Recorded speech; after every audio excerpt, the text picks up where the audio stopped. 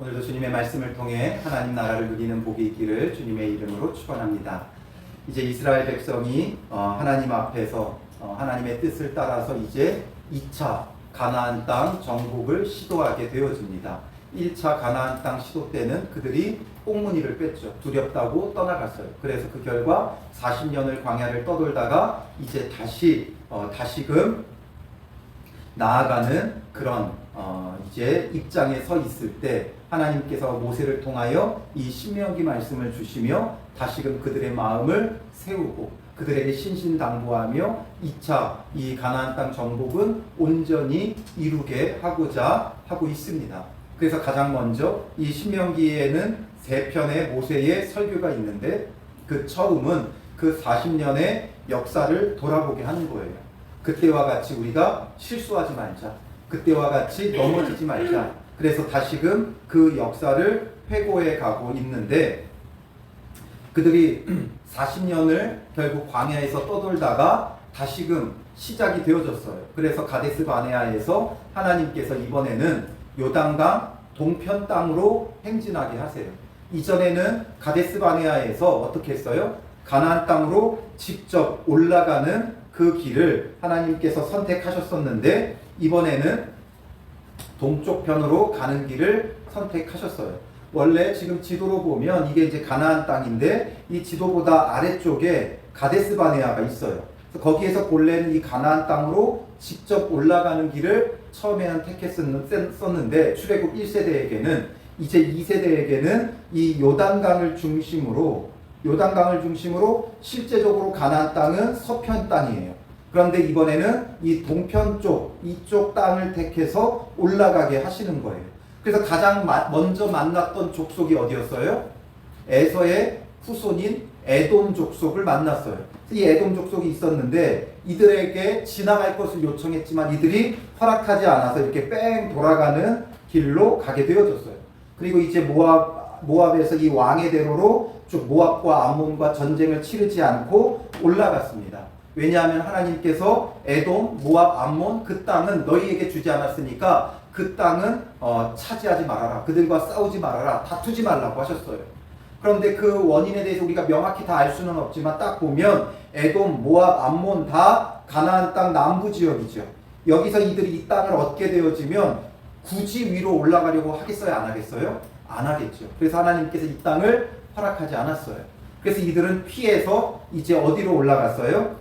오늘 아침 새벽 본문이었던 2장 24절부터 37절에 보면 헤스본 왕 시온의 그 땅을 정복하게 되죠. 이 지도상 글씨가 좀 작지만 헤스본 여기 있죠. 헤스본 여기가 이제 지금 이 지역의 수도 역할을 하는 거예요. 그래서 이 아모리 족속 지금 사실 이 노란색 지역이 전부 다 아모리 족속이에요. 이 지금 가나안 땅과 이 일대에 있는 가나안 7족속 중에 실제적으로 가장 강했던 족속은 이 아모리 족속이에요. 그래서 항상 언급할 때 이 가나안의 원주민을 아모리 족속이라고 대표적으로 일컬을 때도 종종 있습니다.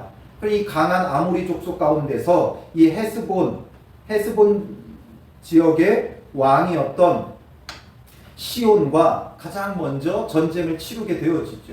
이들은 아모리 족속이기 때문에 강대한 족속이었고 이스라엘이 전쟁을 치른다면 쉽지 않아요.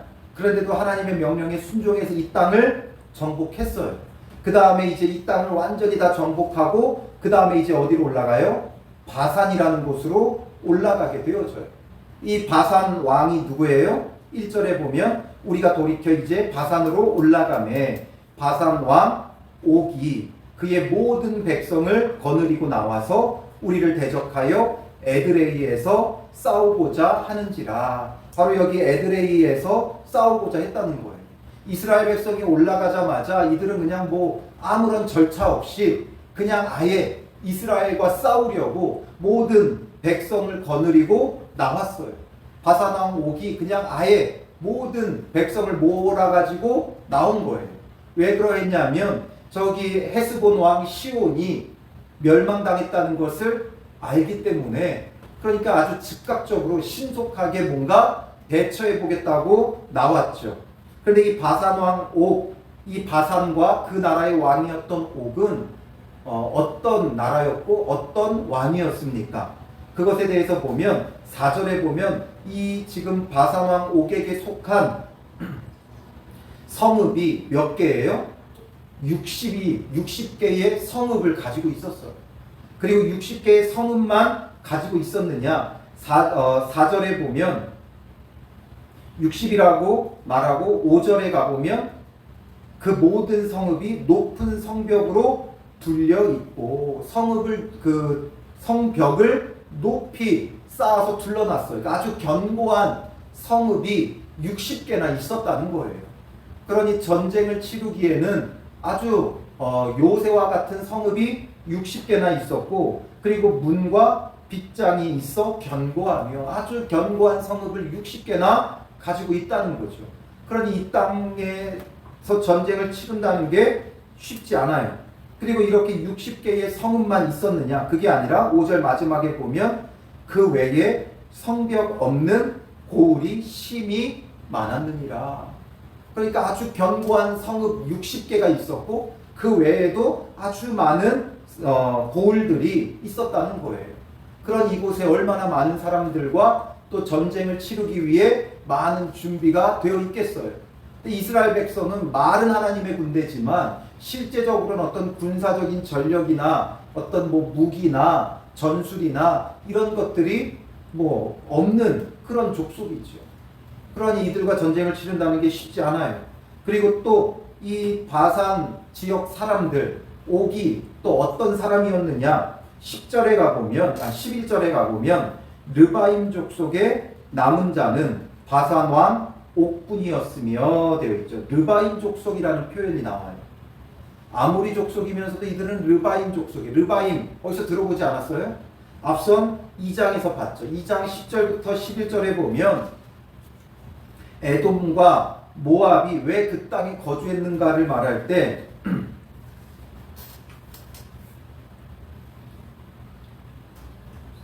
10절과 11절에 보면 이전에는 에밈 사람이 거기 거주하였는데 아낙 족속과 같이 강하고 많고 키가 크므로 그러니까 에밈 사람, 아낙 족속 다 강하고 많고 키가 큰 족속들이었어요. 그리고 그들을 아낙 족속과 같이 뭐라고 불렀다고요? 르바임이라 불렀으나 그러니까 르바임이라고 부른다는 건 르바임은 거인 족속이에요. 거인 족속이기 때문에 이 당시에 거인과 같은 아주 키가 크고 힘도 세고 이런 족속이니까 이들과 전쟁을 치른다는 건 쉽지가 않죠. 그 가운데서도 이 르바임 족속, 거인 족속이었던 바산 왕 옥은 얼마나 큰 사람이었는지 11절에 보면 그의 침상은 철 침상이라 되어 있죠. 철로 만든 침상에서 자요. 왜냐하면 그만큼 체구도 크고 무겁고 하니까 일반 침대가 그 몸을 지탱하지 못할 정도의 거구였다는 거예요. 그래서 침상을 철로 만들었고 그 철 침상의 크기가 얼마였느냐? 그 길이가 9규빗이요 너비가 4규빗이라 말하고 있죠. 그래서 이 성경에서의 길이 단위를 규빗을 많이 쓰는데 이 규빗은 팔꿈치부터 손가락 끝까지의 길이라고 그랬죠. 그래서 일반적으로 평균적으로는 약 45.6cm라고 해요. 그러면 9규빗 하면 약 4m예요. 침대 길이가 4m예요. 그리고 너비가 4규빗. 그러니까 너비는 1.8m가 되는 거예요. 약 1.8m. 길이가 4m, 너비가 1.8m. 그러니까 그렇다고 해서 키가 4m까지 되지는 않았겠죠. 그러니까 침대가 길이가 4m 정도 되는 걸 보면 키가 2m가 넘는 그 장신 거구였을 것을 우리가 추측해 볼 수가 있는 거예요. 그러니까 4m 길이의 침대를 쓸 정도로 키가 어마어마하게 크고 그러니까 골리앗과 같은 그런 거인 족속이라서 굉장히 거대한 사람이었다라는 거죠. 이런 족속이 버티고 있는 바산으로 이스라엘로 하여금 올라가라고 한다고 해서 그들이 올라가는 게 쉬운 것인가? 결코 쉽지 않죠. 그럼에도 불구하고 이들은 주님의 명령을 따라서 올라간 거예요. 왜냐하면 하나님께서 그들에게 그 지금 바산 왕 옥을 넘기셨다 말씀하셨기 때문이죠. 2절에 보면 여호와께서 내게 이르시되 그를 두려워하지 말라. 내가 그와 그의 모든 백성과 그의 땅을 내 손에 넘겼으니 내가 헤스본에 거주하던 아모리 족속의 왕 시온에게 행한 것과 같이 그에게도 행할 것이니라 하시고 말씀하죠. 그래서 그들을 내 손에 넘겼다라는 거예요. 이런 하나님의 일하심에 있어서 우리가 중요한 건 하나님의 의지라 그랬죠. 하나님께서 어떤 의지를 가지고 계시는가, 하나님께서 어떤 뜻을 갖고 계시느냐, 이게 중요해요. 우리는 보여지는 환경과 처지가 중요하지만 하나님의 사람들에게는 하나님의 의지가 중요한 거죠. 세상 사람들은 이럴 때 군사력을 먼저 비교해요. 이 전쟁에 나갈 만한가, 나가서 싸울 만한 그런 우리에게 전략과 무기와 또 군사력이 되는가, 이게 우리에게는 중요하죠. 그래서 우리가 군사력이 안 된다, 그럼 어떻게 해요? 한 수 접고 들어가야 되는 거죠. 항복을 하고 그들이 원하는 것은 내어줄 수밖에 없는 거죠. 그런데 하나님 앞에서는 이런 군사력이 중요한 게 아니라 하나님의 의지가 중요해요. 오늘 우리가 살아가면서 우리의 삶 속에 수많은 일들을 우리가 감당해 나감에 있어서 우리가 우리의 기준을 가지고 이 일은 될 일, 안 될 일, 그래서 될 것만 우리는 믿고 주님 앞에 구하고 나아가죠. 그러나 우리가 될 일과 안 될 일을 구분하면 안 돼요. 우리가 될 일과 안 될 일을 구분하는 건 하나님의 능력을 우리가 제한하는 것이고 결국 그것은 우리 안에 선악의 기준을 두는 죄밖에 되지 않아요. 그래서 우리가 될 일, 안 될 일을 구분해서는 안 되고 하나님 앞에 하나님의 의지를 우리는 구해야 되는 거예요. 하나님이 기뻐하시는 일인가? 하나님이 원하시는 일인가? 하나님께서 하고자 하시는 의지가 있는가? 그게 중요한 거죠.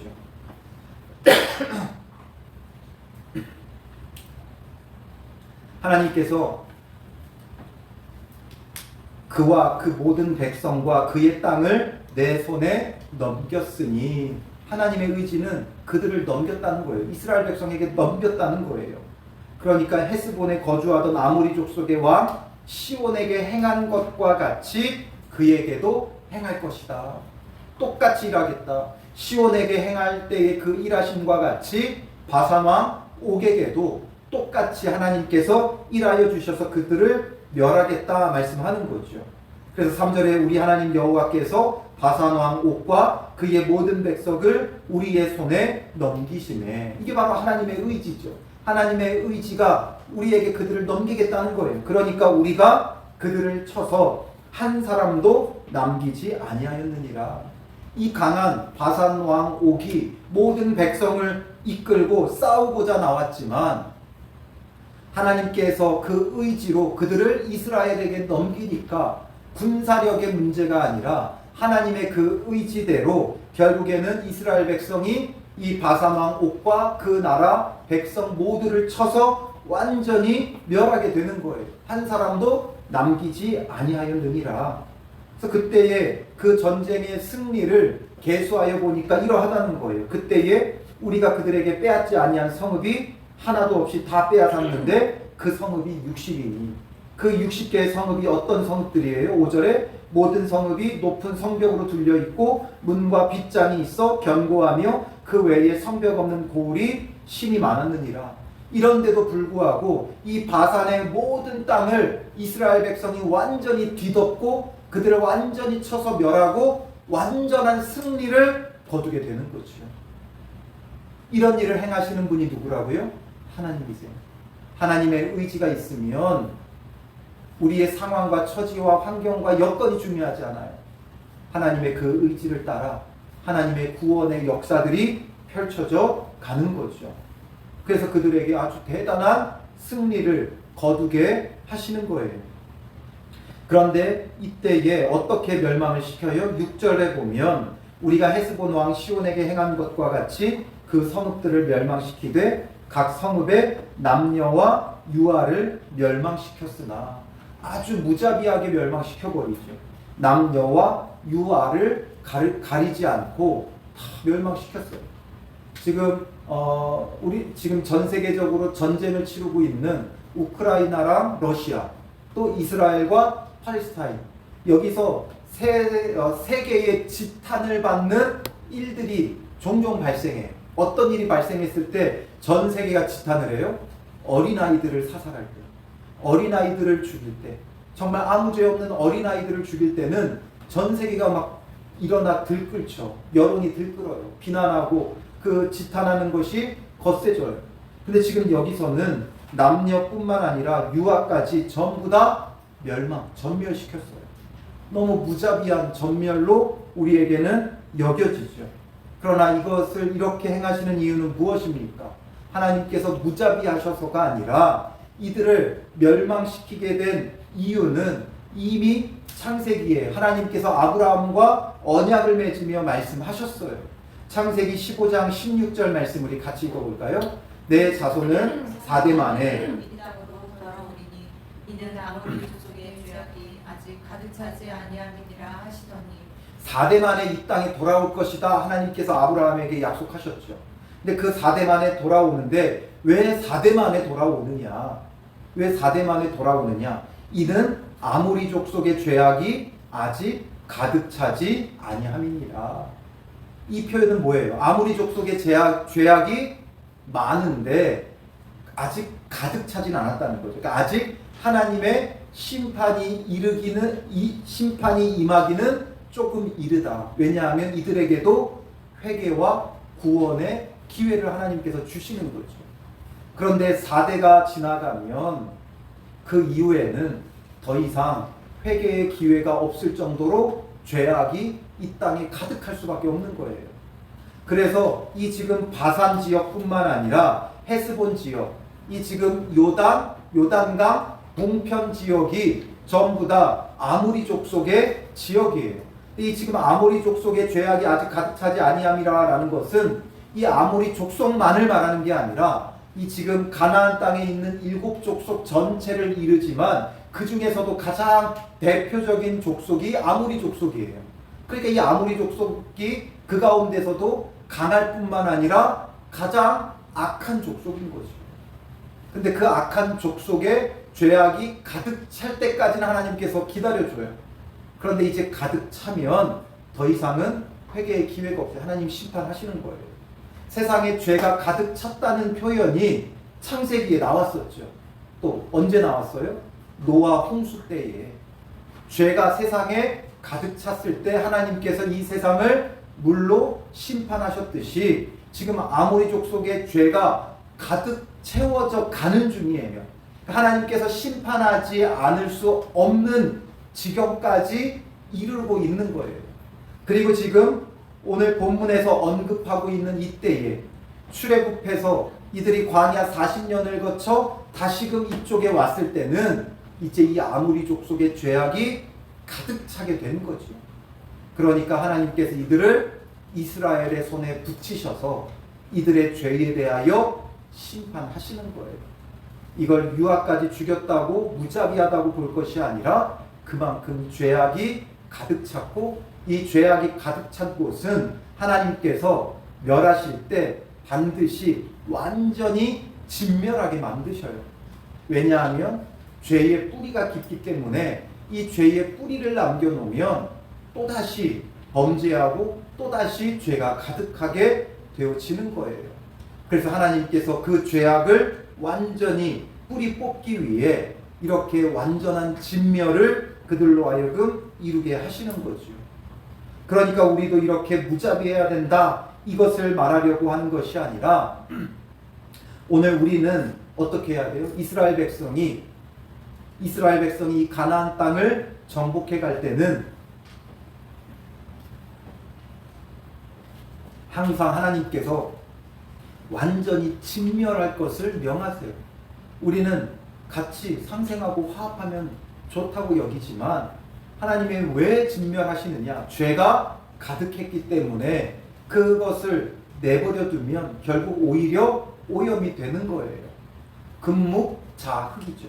묵을 가까이 하면 검어지는 거예요. 금주자적, 인주를 가까이 하면 붉어지는 거예요. 무엇이 우리 곁에 있느냐에 따라 달라요.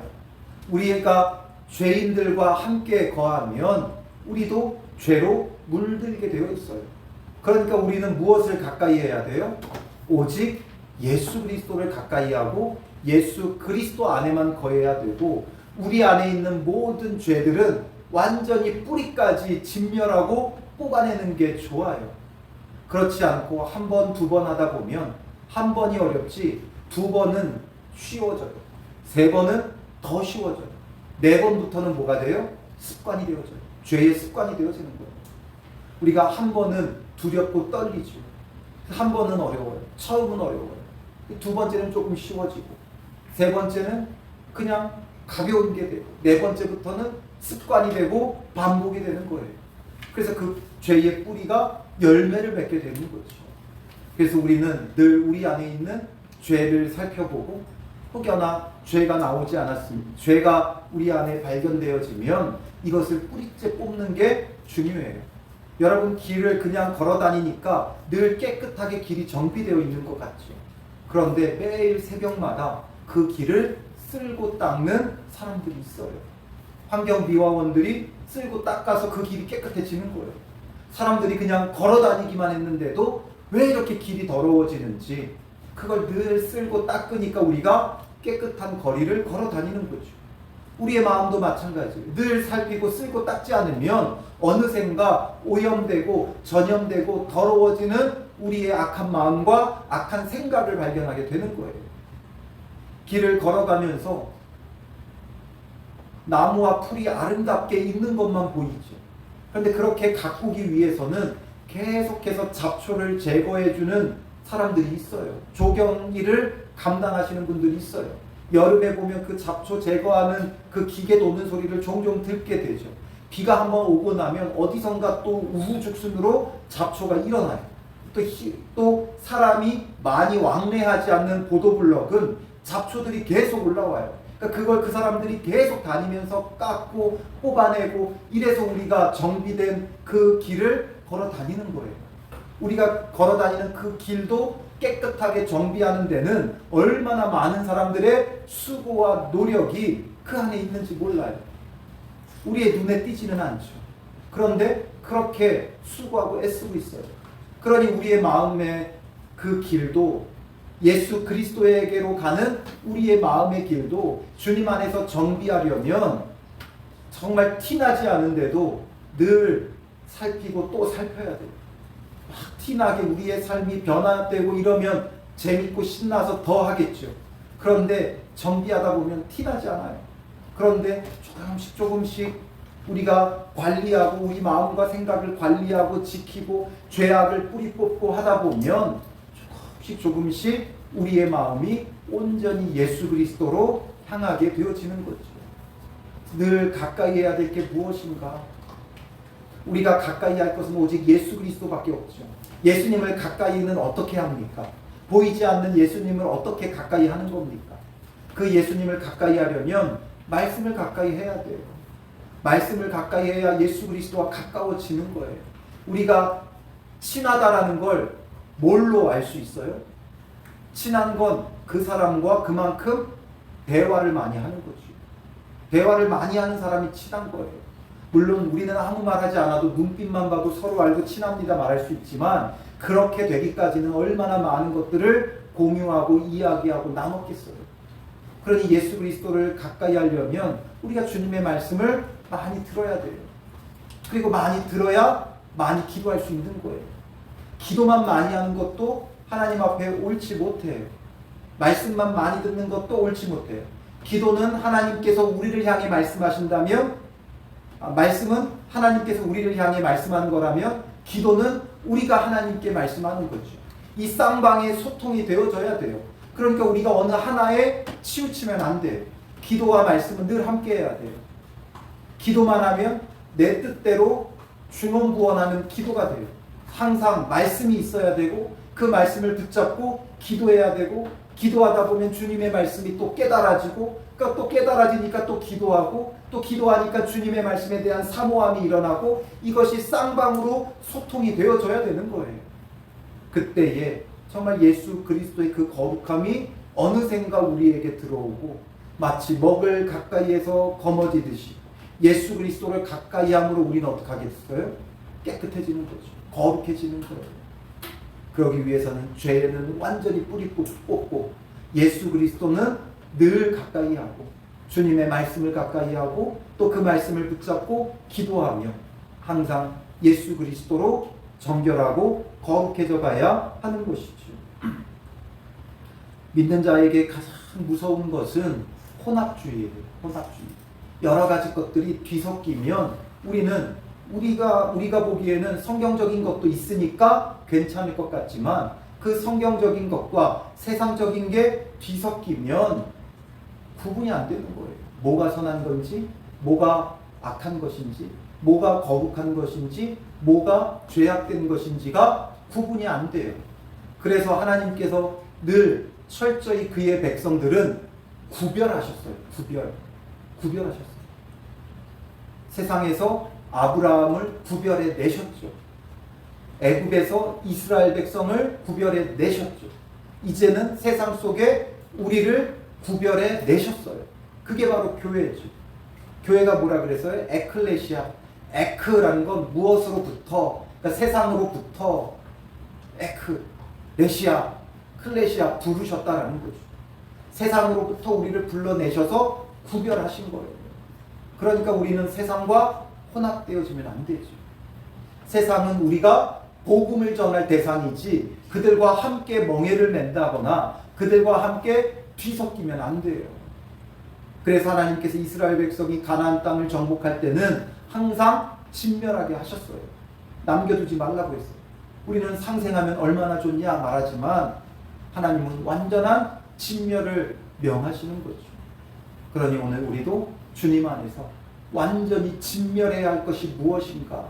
세상을 우리가 진멸하는 게 아니라 이제는 우리 안에 있는 죄의 뿌리를 완전히 진멸하고 우리는 오직 예수 그리스도를 가까이 하는 믿음의 사람이 되어져야 하는 것이죠. 그러므로 이런 일들에 주께서 일하시는 거예요. 그래서 헤스본 왕 시온을 완전히 멸할 수 있었고, 그래서 바산 왕 옥을 완전히 멸할 수 있었어요. 그러니 우리가 우리의 믿음이 성장하고 거룩해지는 일에는 하나님께서 앞장서 일하시는 거예요. 그런데 우리가 불의하고 악한 일에 대해서는 주님께서 일하시지 않는 거죠. 오히려 하나님의 심판의 대상이 되어지는 거예요. 그런 길로 갈 때는 주님께서 막으시는 거죠. 허락지 아니하세요. 하나님께서 허락하지 않은 것을 억지로 취하면 안 되죠. 그래서 앞서서 에돔, 모압, 암몬 하나님께서 허락하시지 않아요. 그러니까 그것을 억지로 취하려고 하면 안 되는 거죠. 그리고 이제 하나님께서 허락하신 헤스본과 바산은 정령에 가는 거예요.